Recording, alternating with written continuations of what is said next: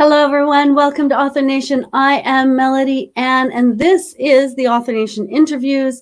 I have awesome interviews every Thursday. So join us there. And if you're a nonfiction author, join us at Author Nation. You will get the support you need, the resources you need, the accountability you need, and the motivation you need to become a successful nonfiction author. Today is a really important topic. We are going to be talking about all those unasked questions about book formatting. So many of us authors, we want to have beautiful books, but it's not a skill we have, and we don't really know, where to go and how to get it done and what's involved in all of that. So we have Tony Serafino with us today. In 2006, at the age of 51, Tony Serafino involuntarily left her position as a graphic production artist in the commercial printing industry. It turned out to be a blessing in disguise. Since 2011, Tony has worked with self-publishing authors, providing project management, design, and formatting services. With her decades of experience in printing, Tony is a uniquely qualified book designer. Tony loves being self-employed and calls her sole proprietorship San Serafino Studio. After 16 years, she feels like she is hitting her stride. Tony works from her home studio on the Sunshine Coast of British Columbia, Canada. Please welcome Tony. Hi, Tony. How are you today? I'm fine, thanks. How are you, Melody Ann? I'm well. I wish it weren't raining, but you live on the Sunshine Coast. So it sounds sunny and warm, doesn't it? So can you tell us what it's like there? It's raining today. Yes. Does it rain often? It's the weather here is very similar to the weather in Vancouver. Okay. Yes, so it does rain often, and we need the water, so I'm okay with it. Yeah. So the calling it the Sunshine Coast is really not accurate, is it? No, I'm not sure why they named it that. It could have been for the tourism. Yeah. Yes, I think you might be right.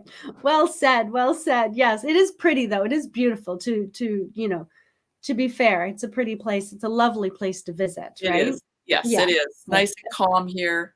Yeah. Very, very little traffic. Lots of beautiful. Nice. Can you tell us a little bit about what you did before you were in business for yourself? I know you worked in commercial printing. Can you just tell us a little bit more about that? 23 years in commercial printing was the, yes. No, sorry. Ooh, 27. Oh, even great. better, I suppose. 27 years in commercial printing. I started working in commercial printing well before computers were a thing in the industry. So I was working with at a drafting board with an X-Acto knife, doing what was called paste up. So when we eventually moved into desktop publishing, I had, the fundamentals, but of course I needed to learn how to translate it all onto a computer screen, and using a mouse. I remember mousing was so counterintuitive. I could not figure it out. But in the end, I grew to love it, and there was no looking back. I can't imagine doing the work I do now manually. It's, yeah, it would be crazy. Yeah, you can do far more projects now than you used to be able to do. And that's amazing. Yes. Right? Yeah. And working at a commercial printer was, it really is for the basis of a lot of the knowledge that I use in my work today. Because I do work with printers. I send clients files to printers, and I have a dialogue and an understanding. We have a common language. Yeah, I feel really confident when I'm working with printers.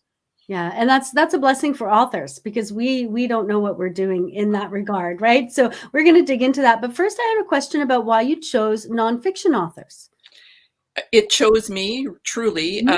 I was, after I left my job, I was freelancing, and a design studio I was freelancing for was approached by one of their clients about doing a book, and that's not the kind of work they did. They did branding and branding design and that sort of thing. They asked me as a freelancer if I was interested. It happened to be a nonfiction book. I love the idea of doing a really long project, and I just went with it, and it was a kind of a steep learning curve, Yeah. but really there was no turning back. I feel like my fate was sealed after that. Yeah. Oh, that's brilliant. So I want to get into some basics just to start with. So when we're talking about book design, we're talking about the front cover, the spine, and the back cover, as well as the inside formatting. Is that accurate? Am I missing anything? That's accurate. Okay, good. Yeah. Just so everyone out there understands, we're not talking about just the inside. We're talking about that whole thing, the entire visual package. Yes. And so now we've done that, we can dig into. So if I'm looking for somebody to do my cover and the inside formatting, where do I start? What should I be looking for? There's so many. There's so Answers. many Yeah. places.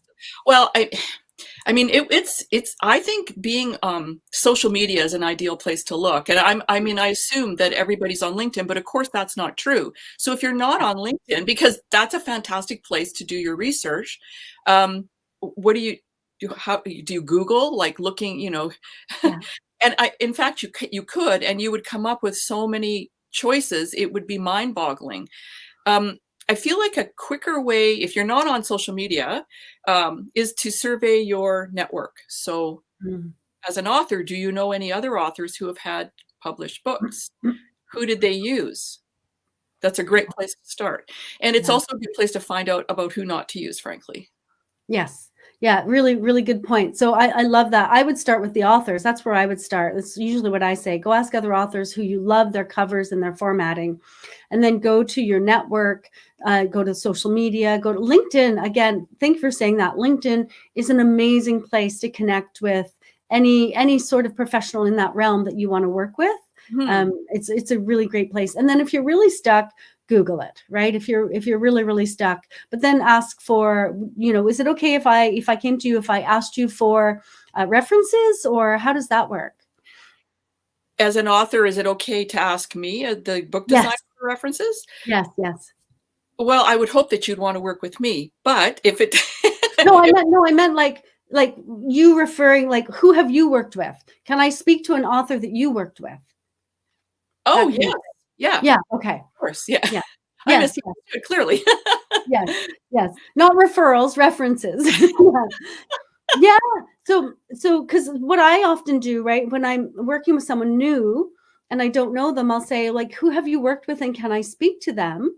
And if they say no, then I'm like, okay, well, that's a bit of a red flag, right? So your client should be willing to put in a good word for you, and they do. So, or at least you have a portfolio. That's the other Yes, thing. You have a yes, portfolio. yes. Right. So I could look at your portfolio. I could ask for references and see who, like, what people say about working with you.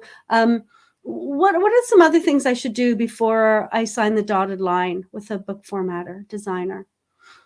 Oh, let me pick.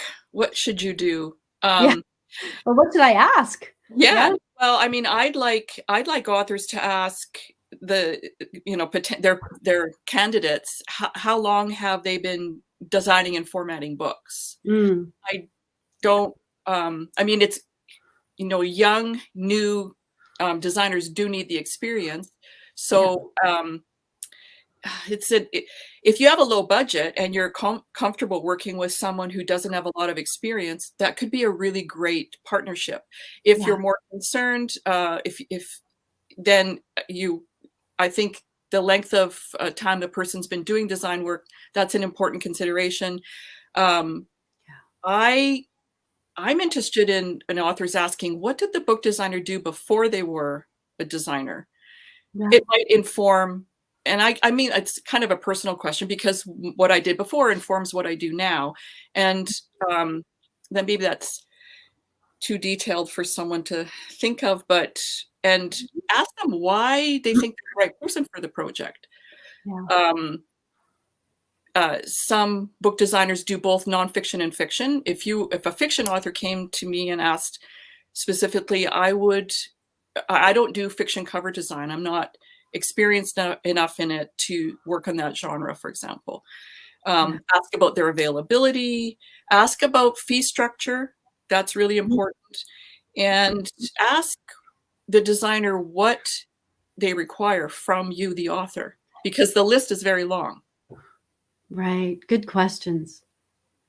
Yeah. I just want to jump back just for a minute. You said I don't do fiction because I'm not familiar with it. So, you know, I think a lot of authors are like, okay, but book design is book design, right? Yep. And so what did you mean by I'm not familiar with it? And why would, if I'm doing cozy mysteries versus, you know, romance, why might I look for someone who knows that genre well?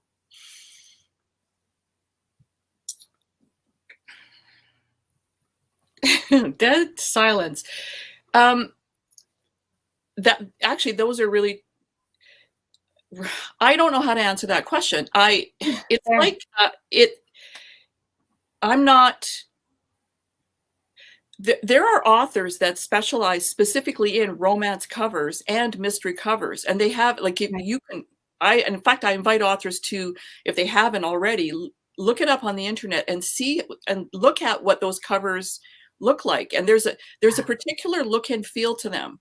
And they're often, there's illustrations, there's a lot of artistry involved. There's, you know, for mysteries, dark, moody scenes. It's, you know, for romances, it has a particular look and feel. And I'll be frank, it doesn't interest me. That kind of work doesn't particularly interest me, because of the style that I like to use, heavy on typography, sort of more graphic look, using illustrations. I hope that answers your question. Oh, it absolutely does. I mean, really good point, right? If you go and look at all the covers, if you look at the covers in your genre, you'll find that there is a look and feel. And if you go to somebody who does thrillers and you're doing some super happy book, they may be more familiar with thrillers and may not be as familiar with kind of like, the light, fun adventure book. And so they may not understand the genre well enough to create a cover that really, really sells well. So, I mean, it's great. One, you're not interested, which is when you are interested in nonfiction. No, I think that's really important. I only work with nonfiction authors myself. Yeah. Why? Because for the same reason, I know that genre really well, and it's what I'm interested in. And so I'm always excited to take on a new project. Great answer. Thank you. So you did mention that there's a lot that we have to give you. Can you talk a little bit about some of the things that you need from an author? From the simplest to the more challenging, like the title, and if there's a subtitle. And because if for the cover design, that's very important. It might, like it, I once worked on a cover where the author didn't have a title, and she had a very long, frankly boring title, but because she admitted she didn't know what to call it. It was a book about bookkeeping, but I said, like, it's difficult to design the cover for you because the title is an integral part of the front cover. So we need, well, I didn't say we, I said, you need to name the book. And she looked to me for suggestions, and I helped her name the book, which was really cool. And the subtitle, the original title became the subtitle because it explained what the book was about. So we need a title. I need to know the size of the cover, or the size of the finished size of the book. I need to know how you plan on publishing. Are you going to go to a traditional book publisher, or are you going to do what so many people are doing now, which is using Amazon or Ingram Spark, or and I know there's other platforms. To be honest, I'm not like 100% informed about that, but what I am informed about is how to prepare the files for upload. So I do need to know that. The manuscript, obviously, has it been edited? I've turned away clients who don't have their manuscript professionally edited, because that's just dangerous territory. Yeah. I like to know styles they enjoy or prefer, what colors they prefer, because I do my research. I look at bestsellers in a particular title area or genre, like self-help, or once I did a book about restaurant management. So because not all covers use this, the same colors, of course. So that's just a few things. There's much more. I have a checklist resource that I created that I'm happy to share with people if they're interested. Perfect. Yes. Perfect. And we will, I'm just going to say, if you want to learn more about Toni, go to sanserafino.com and you can connect with her there. And we'll talk a little bit later about how to connect with you as well. So I'm I like to say I'm the least visually capable human on the planet, right? Like I am the last person to design a book cover. Like I should not be doing my own design work. It's very clear. But I have some ideas that I can't express. So when you come up with people like me, it's like, so, I don't really, I want some say in how the cover looks. How can you and I communicate? I think is the question. So it goes back to me asking you a series of questions. So I make a creative brief for the project. So yeah. And a lot of clients get a little grumpy. Well, not a lot. Some clients get grumpy about answering the questions, and fair enough. I need to create a brief so that I know what direction you want to go in. So I ask questions to that end. And again, what are your favorite colors? Like your favorite colors actually might not be colors that are considered for that genre. And I remember I didn't really talk him into it, but I educated a client about, he was dead set on particular colors. And then I showed him why we needed to move into more brighter tones. Right. And I ask, what do you love for imagery? What do you not like? And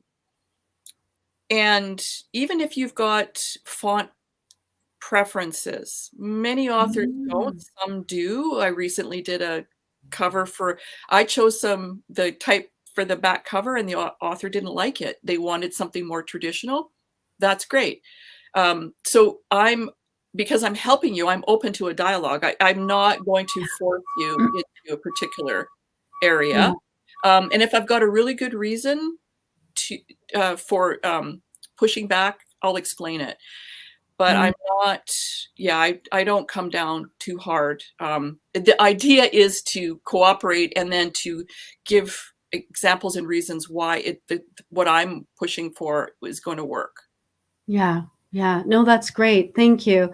And then I guess my next question is, you need to know what the book's about, right? In order to is that part of that Q&A? So do you read the book, or do you read the book and you do the Q&A, or am I the author giving you what the book's about? And for me, this is a really interesting question, because I may think it's about one thing and somebody may read the book and think it's about something else. So how do you get to that together? So I ask for a synopsis or even a few pages. Most authors are comfortable sharing, and if it hasn't been edited yet, that's fine. I just want to get a feel for the content. And this would be, we've agreed to work together. So I won't ask them to send that if we don't have an agreement. Yeah. So I do read some of the book, and that's how I help the author with the bookkeeping book to choose a title. There's a key phrase in the book that really stood out for me, and it said everything about what the book was about. And because she was just so supportive and proud of entrepreneurs, and that really came through. So, what was the rest of your question? Yeah, just how do we come to that? Like, I can't imagine you read every nonfiction book you create a cover for. So how do you figure out what the book is about? You're depending on me, the author, to give you a really clear synopsis of that. That's what I understand. Correct. Okay. And sometimes what happens is that I format the interior before I do the cover. Okay. So I can't help but read the book as I'm formatting it. Right. So Yeah. you do land up reading quite a chunk of it, and then you get what it's about, and then so that makes perfect sense. Yeah. Thank you. So so I've asked you about what I need to give you. Can you tell me a little bit about the other way, like as an author, what can authors expect from you? Communication is very important to me. Yeah. So they can expect from me personally, someone who's proactive and who follows up. And I feel like that is an expectation, that it's a reasonable expectation for authors to have of designers. Yeah.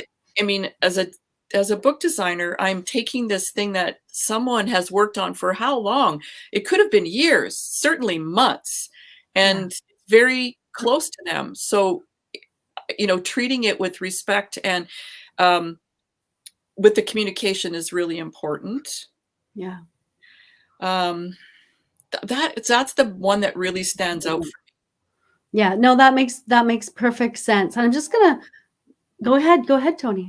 Yes, hitting the timelines. So I I Mm. I don't do it for all projects. I often will do a timeline. Um, most of my authors are quite casual with their timelines. Uh, so they're not, they don't have a deadline. I mean, I always ask, when do you want your finished books in hand? And then I work back so I can figure out when I can hit first proof, second proof, and, I do the cover usually first and then the interior. So hitting the deadlines is important. And that is also a two-way street. So when I send proof to someone to look at, it's important that they get back to me, especially if they have, like, if we're very close to their delivery date, they need to follow through with their commitments to meet those proofing deadlines. Yeah, perfect. That's a really, really good point. Thank you for that. So communication and timelines and commitment to those timelines on both sides. On both sides. Absolutely. Yeah. Yeah, Yeah. perfect. I hear too many stories about designers failing authors, and it makes me feel sad. Oh, That's not yeah. right. And is the failure often in the timeline, or is it in the finished product, or is it in the communication? Where do you think relationships tend to break down? I feel like it's in the communication and the expectations, and Okay. um, the, I think it's the designers fail to explain to authors what to expect. They don't keep them updated about the processes. They might not even explain the process, the stages. Even a general explanation of the stages we're going to go through puts an author at ease. They just want to know what's happening. They've paid quite a bit of money for this. Yeah. Yes. Yeah, no, that makes perfect sense. And I'm going to ask you about the stages, but I just want to say that Matthew Smith Undercovers popped in to say hello. Hello, Matthew. Thank you for joining us today. If you have any questions, please pop them in the comments. That's for Matthew and anyone else listening. We are here to answer your questions. So Tony, can you give us those stages very generally? Yes, I was thinking, deer in Yeah. the headlights. Generally, the stages are, we do the creative brief, so the Q&A, and then I do a brief and I feed it back to the client to make sure that I've gotten everything correct. Yeah. And typically we do start with the cover design. I think it's like the quickest thing to do. So it's a nice bit of progress to show the author. So we've got the design. Yeah. So I will do a couple of creative concepts and send that off to the author. And you asked me what do I need from authors? Back cover matter, really important. Yeah. I've designed so many covers without having the back cover information, and had to fake it, which is, it's okay, but it's always nice to have complete information. So, and while the concepts are with them, I am looking at the interior and working up some ideas for layouts. So I usually do also two. The interior layouts they're kind of variations on a theme. So I'll come up with header and footer, and maybe for the other one, no header and all the information's on the footer, or vice versa, and then a couple of different font styles. So yeah, and once the client chooses the cover concepts, I can do the final art. But if we're in a hurry they need to see the layout, the interior layout concepts, I can do that and then send that off to them. So while they're doing the proofing, I'm working on finalizing the artwork for the cover. We can't quite finalize it until we know how many pages there are, because the spine work is really important. Right. I can usually get close enough. I mean, I can adjust the artwork. It's no problem. And I set my artwork up like I'm working in InDesign. So the covers I'm working on are easily adjustable. So the interior proof, kind of the same process. Now that one, I mean, interiors, how many pages are we looking at? It's a lot more to go through. And authors ask me, do I have to proof the whole thing again? And I tell them, sadly, yes. Like, I know that you probably had this thing proofread more than once. Yeah. And it is possible to introduce errors. Yeah. So I'm human, and I might do, like, I hate to admit that I'm human, but I make mistakes, and I might, accidentally do a hard return or a soft return and like reflow something. So I mean, I always check my work, but the author knows their book intimately, so I want them to look at it at each proofing stage. Yeah, no, that makes sense. So, and then, so it's about like, do a piece, proof it, do a piece, proof it, do a piece, proof. And so when we got that final proof, you will also help get, because you've worked with printers, that's something else you do, like this project management piece. Can you talk about that, like getting it to the printer? And can you just walk us through that a little bit? Like how do you support authors in that regard? So, and this is, in a couple of different ways. So like when I work with local authors, it's a little bit more straightforward, because in fact, sometimes I have made a hard copy proof. So I'll go to my local quick print place and get the book printed, double-sided, and I'll make a dummy book up. And then it's so helpful. Looking at PDFs on screen, proofing a book that way is not the best way to yeah. Right? I agree. So I make a hard copy proof and I will mail it to them. That's not feasible for international clients, but I encourage them to, it's a small expense to go have your book printed up, the cover done on, a large size sheet, and then they can cut it out. Like a lot of, so this is if you're sending your book to a printer, when you're using Amazon, I think Amazon does proofing copies. They used to anyway. And I advise authors to take care of that. Right. To actually mail themselves a copy of their book before they go live with it, so they can see what it looks like. Yeah. So there are some book printers that I know, and I have book designer friends, and we share information. And I get quotes for authors. Majority of my clients are still using print on demand. And yeah, the odd time I get a client who's doing a limited edition, kind of a special book, and that they go to a book printer or a printing company that knows how to print books, which is not necessarily the same thing. I won't explain why, but yeah, no, that's great. So what are, this is, you're not going to want to answer this, but well, maybe you do, but I want to talk about like author mistakes, right? And not to, and I'm not like, not to say authors are bad or, something wrong with that, but I think that because we just lack the information we need to work with you, sometimes we make mistakes along the way that cost us. And I'd like to, if you would just tell us a little bit about, some of the mistakes we're making and how we can do a little better so that our books have that, have the quality we have in here. How can we get that quality out here in our hands? You're right. It has a lot to do with just not knowing. And so I kind of hate to call them mistakes too. Right.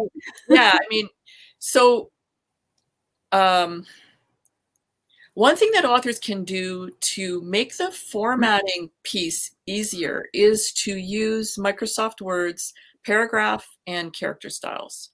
Oh. If you've got a very clear idea of what you want as a header and a subheader, Yeah. take the guesswork out for me. Nice. Yes, because then so it'll cut down on our communication. And I don't, because I don't just charge for formatting your book or designing your book. I format for the time that we take in meetings and the time that I am proofing my work before I send it to you to do the final proof.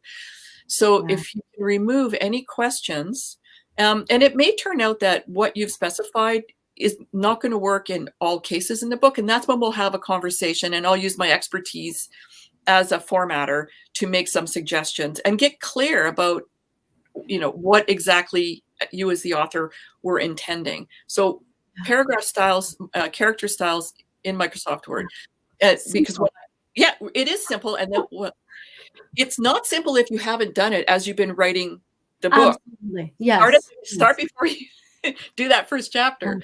And then I can import the styles into InDesign and my designery thing in there. And another thing I would like authors to, this is a tough one, let go of micromanaging and trust in the process. And if you feel like you're not trusting the designer, like that's what you use your spidey sense before you hire the designer. Like, Right. do you like this person? Do you think that you'd be a good fit personality wise? Do you like the way they communicate? Don't hire them if you've got red flags. Just because somebody else had a good time working with them. And it's a personal choice. Yeah. So let go of micromanaging because that does slow down the process. Yeah. And like I mentioned, editing, I have unwittingly accepted books that were not edited or they weren't edited correctly.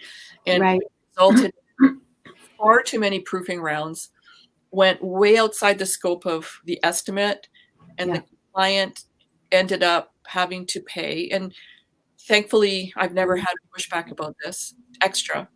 Yeah.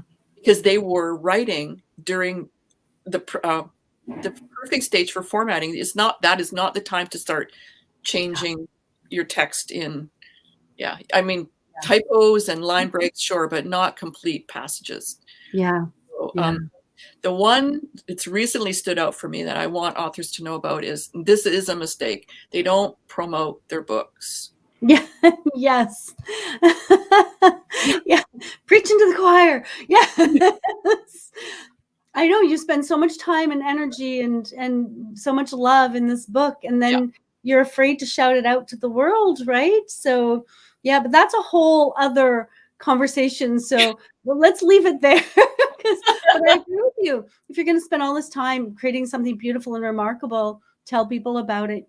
And what I hear, I'll just say this one little thing. What I hear from authors when I'm working with authors, sometimes what they say to me is, but Melody, this is a passion project. I'm not here to make money. And my response is, better reason to get it out into the world if it's a passion project. Yes. If it's not about making money, get it into the hands of readers so you can change lives or whatever, that passion is driving you to do. You still want to get it in. So you still want to promote it. Even if it's not money driven, you still want to promote it. I just want to say that. Yeah. All right. So I would love to hear, can you just pick a project that you have worked on that you loved working on and just tell us a little bit about it? Well, this might surprise you. It was a kid's book. Oh, neat. Yes. For somebody locally in West Vancouver, actually, it came as a referral. A grandfather had done a series of alphabet illustrations and wrote some verses and wanted to create a hardcover book as a legacy for his, I think he had 3 grandkids and then, subsequent generations. So my friend, the referral came from is an acquaintance and a friend from the printing industry, and he is still in the printing industry as a print advisor. So I worked with him. The referral came through there. I did, like, kids' books are so much fun. Well, this one, the beautiful illustrations. Yeah. I got to pick the colors for each alphabet, work with typography, choose a few different fonts, and went to the client and asked them. Well, first I wanted to know how they imagined it looking. So they sent me a sample of a book. Yeah. Mrs. Doherty something. I can't read. I don't know the whole title. I don't have kids, so I don't know kid book titles. Yeah. So I had an idea of what they were after.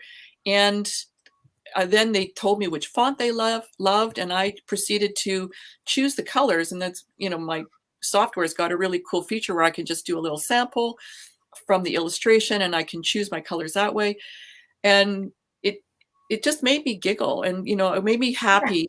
And it was, honestly, it was easy.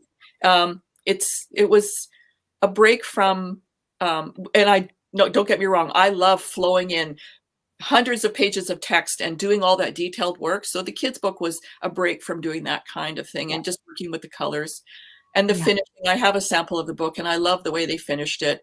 40 copies, a little embossed illustration on the front cover with a dust jacket and glossy, stock. I did a little bit of image editing. So it's fun thing, a little fun project.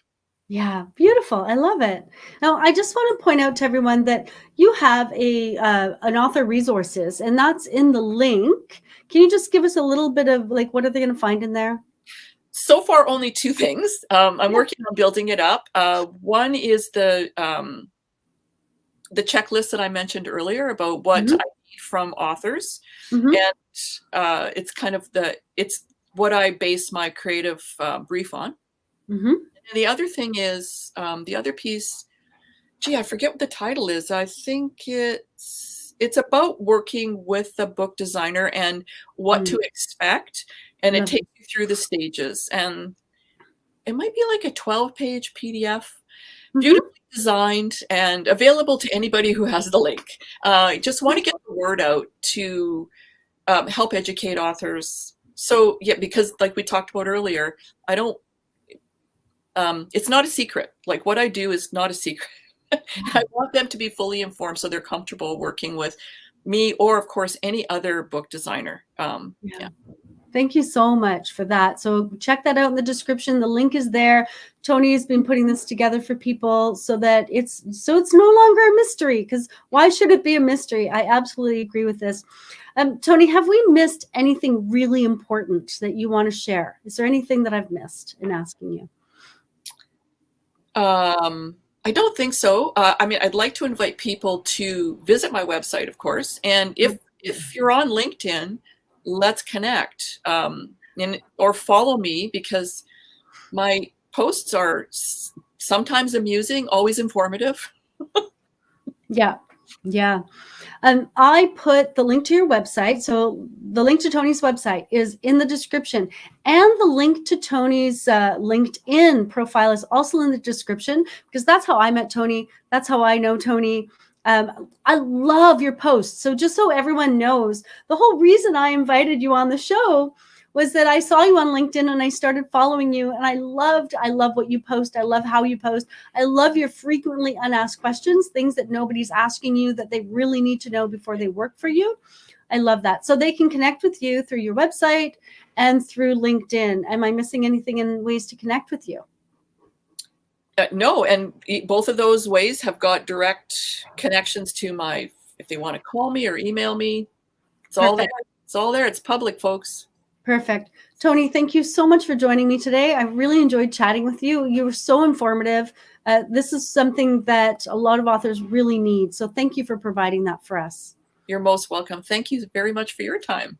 Absolutely. And I will see everyone next Thursday for another live interview, Thursday at noon Pacific time. We will see you then.